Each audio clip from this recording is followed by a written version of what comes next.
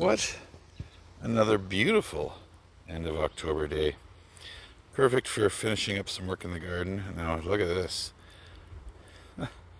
There's not much left here. There's not much left here at all. One of my onion plants went to seed. So what I did was I sprinkled all the seeds in here. You can see all that new growth. Now I don't expect to actually be able to harvest any of these onions until next year. Last things in my garden, as always, a few annuals. And of course, look at these beautiful Zabrinas. I thought I lost them last year because it was so cold that this spring none of them grew up, but once we got into June, a couple little babies popped up, and that made me very happy. So I protected them from the rabbits. Oh, the rabbits love Zabrinas.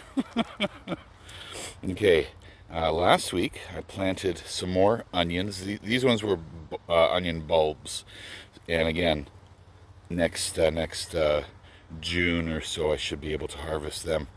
Now the rest of the garden here, I mentioned before, and we actually shared a video where I cover it in leaf mulch. And this year I actually got some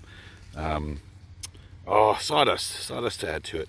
Now I always talk about adding leaf mulch because it covers the soil and stops weeds from growing, but look how moist this soil is. So they're proof in the pudding that what I say sometimes is true.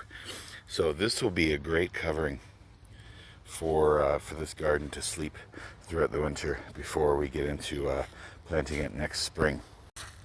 Now, because the gardens are finished, well, you know what?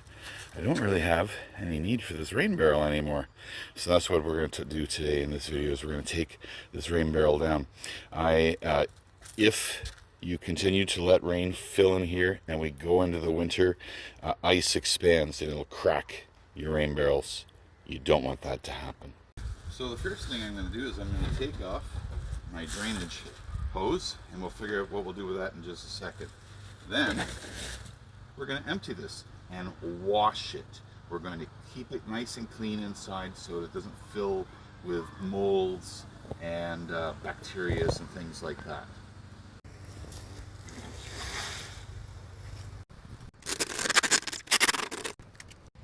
Now throughout the rest of the fall, winter, and spring, water is still going to continue to flow here, but by making sure that it flows away from any buildings, I'm going to make sure I don't get any water problems.